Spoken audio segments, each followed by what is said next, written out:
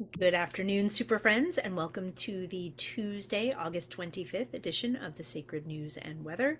I am fresh from the bathtub and I feel like I kind of look like it, but I hope that the watery mem creation vibes kind of roll through here. I've had a really yummy, yummy Tuesday on my way to my daughter's school this morning. Ooh, I'm going to close my pen so it doesn't dry up. On my way to my daughter's school this morning, I found the most beautiful acorn with some oak leaves still attached to it, and it was like really long, and it was just like the most perfect acorn. And I just kind of sat with it, and Nora held it, and she was like, "Can I have this?" And I was like, "Yes, you can, but I'm going to take it home." And then I dropped her off, and on the way back, I passed by a neighbor who had a basket of apples from her tree out. And I was like, "Ooh, I'm going to take an apple." And then I was walking up the street, and there was a peach lying in the middle of the road, like this perfect peach. There were no humans around. There's no peach tree, certainly not one in the middle of the road. But I don't think this kind of a peach would actually grow here. That we do get peaches here, and there are peach trees, but they tend to be much smaller fruit. This was like this big, robust white peach. And I was like, no, okay, fruit. And I kept walking, and a little bit further up, there was this cherry. And granted, it was kind of an old cherry, but again, no cherry trees around, like just kind of fruit from the sky. And if anybody knows me well, you know that I'm part fruitarian. It's kind of a running joke between me and my people is that, like, there may not be any other food in my house, but there's always an abundance of fruit.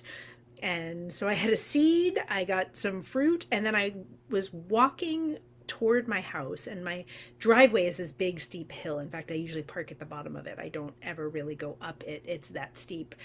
Going up isn't a problem. Coming down, my car wants to skid down, so I don't bother. But anyway, in the middle of the hill was something sparkling, and I climbed up the driveway, and I was like, "What is this?" And it was this beautiful piece of quartz crystal that was part of a keychain that I had for years. And the crystal fell off a long time ago. And I've been up and down this driveway with groceries, and like the guys come and they blow the leaves. There was the quartz crystal in the middle of my driveway. And quartz, if you can't tell, is it is my crystal. It's all about transmission and messages, and like the purity of the message and the clarity of the message, and it's the stone that speaks to me the most. And so seeds and fruit and quartz, and I feel like I'm winning Tuesday. So I'm just delighted, and I'm delighted to share that with you. And I do have a message for us. We're going to see where we go today. I had a message for us yesterday, and I didn't get in here. Again, as I mentioned earlier in the week, with the eclipses happening, lots of my clients are like, "I need you." So I've been coming in and seeing clients instead. So I do have a message, and it's going to be partly from what came through in a transmission yesterday, along with what wants to come forward today. So we'll see where we get. As with everything I do, please take what resonates and leave the rest behind. Know that these messages are timeless, so whether you're tuning in real time on Tuesday, August 25th, or at a later date, know that if you're tuning in, there's very likely going to be something here for you. And if you're not seeing yourself, go ahead and turn me off, scroll down below, find a new message, or wait for the next one to come. All right, that's my preamble. That is my story. Oh, I will say this also. In the description box below this message, you will see that I am now offering personal channeled messages for this YouTube collective. It is my delight to be able to channel into your specific energy. And the way it works is you will make your purchase, you will receive a questionnaire. I am going to receive that by email. I'm going to sit with the answers from your questionnaire. I'm going to get into meditation. I'm going to invite a message to come in, and then I'm going to record that message and deliver it to your inbox. I've done 4 of them now, and I think in my original message it said they would be probably around 8 to 10 minutes. They've been more like 15 minutes because I'm a Flapposaurus Rex. So you can expect about a 15-minute message. The whole process takes me probably about an hour, realistically. So but the message that you'll receive is about 15 minutes long, and you will be asked, do you want me to do energy work? If I'm shown to do energy work during the message that's coming through, and if you say yes, then I will share with you the energy work that I did on your system as I was channeling, and if you say no, I will not touch you in energetically or otherwise. I will just have a looky-loo. So that is how that works. And now for real, I'm going to go ahead and close my eyes and see what wants to come.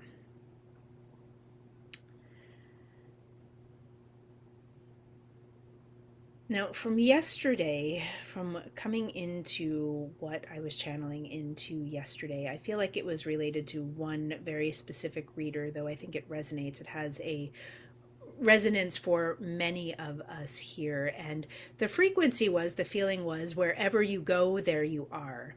And so this particular watcher, this particular YouTube viewer of mine, and I'm so grateful that she sends me messages. I believe she's a she, but maybe I'm wrong.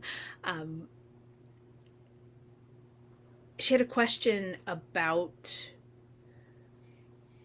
where she belongs. She had a question about belonging. And so what I heard as I was getting into meditation, and though I was not channeling into her specific energy, I heard wherever you go, there you are. And of course, what that means to me is it really doesn't matter where you land. Your home is in here. Your home is your hearth, and it resides in at that still point between your heart, that connection point between your heart and your divinity, between your humanity and your divinity. This is where your true home is. This is where your true north is. I was seeing, and I'm seeing now again, star imagery from the tarot, which is your north star, your true north, the star that you are meant to follow, the direction that you are meant to go. It is your solar direction. It is your soul direction, as opposed to where your human thinks you are meant to go. And there's this feeling of us being invited into the, and for some of you you are thinking about escaping. For some of you, you're thinking about traveling, you're thinking about going somewhere, you're thinking about getting away. And I love to travel, and my favorite thing to do is to put myself somewhere else. But I want to be clear that when I put myself somewhere else, it is not because I'm trying to escape where I am from or who I am. It is actually to get to a new place so I can sink more deeply into the truth of who I am. For example, my trip to Hawaii a few weeks ago, that was all about not me needing to escape my day-to-day life, but my needing to escape my workaday life so that I could fully get quiet and fully attune to where I am and what I need and what my soul needs in order to be able to do my work in the world. And for some of you, there's this feeling of needing to escape. Like, I just have to get away. I just have to get away. I just have to get away. And there's a question here of what is it that you are getting away from? Because my sense is, if it is your home base where you are distracted like me by the dishes and by the clutter and by the things and stuff that need doing, by the needful, I like to call it. If you're being distracted by the needful and you need to get away in order to get quiet, then yes, by all means, get into your car and drive, get on a plane and go, get in the air, get where you need to go so that you can get quiet and figure out, it's not even figure out, but get quiet and listen to what it is that Spirit is trying to speak to you through, that you cannot hear through the clutter around you. My sense is that there are some of you here who are like, I've got to get away because you are trying to escape yourself. And what Spirit wants me to tell you is that wherever you go, there you are. You may get yourself to a new location, but the same disturbances in your peace, the same things that are pulling on your energy and attention, the same pieces, the same wounds, the same fears are only going to travel with you. And you may have the distraction of a new place, but as soon as you go to close your eyes at night, you're still going to be driven by the same fears. You're still going to hear the same chatter.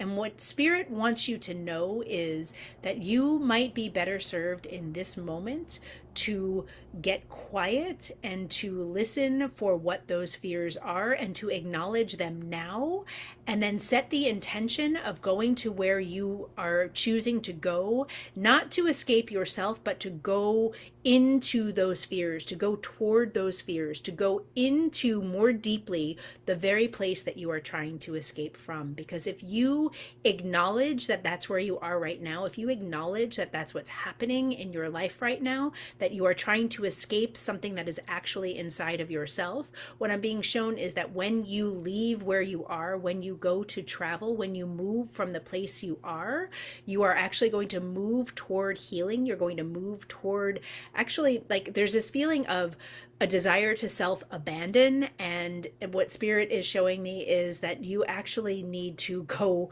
more deeply in, and getting away and not doing the work, getting away and going somewhere new is actually a different form of self-abandonment, which might be the same practice that you have been upholding all the way through this time, when you got the inkling to get away, when you got the inkling, when you get the urge to going. I hear Joni Mitchell right now.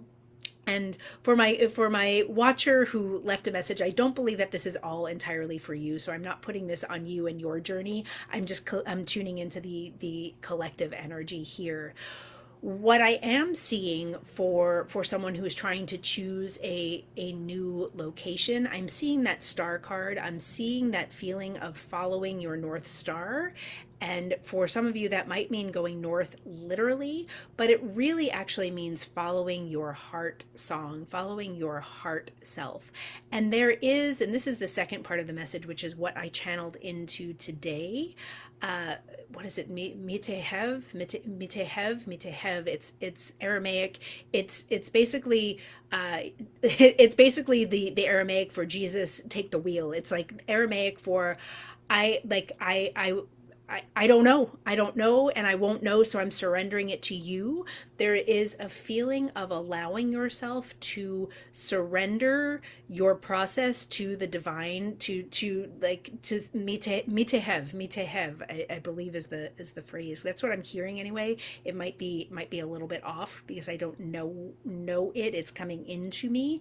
I mean, I've heard it before, but it's coming in from a less embodied place and more of a like I am the vessel place. So I think I'm hearing mitehev, but I might be hearing mitehav, but I think it's mitehev.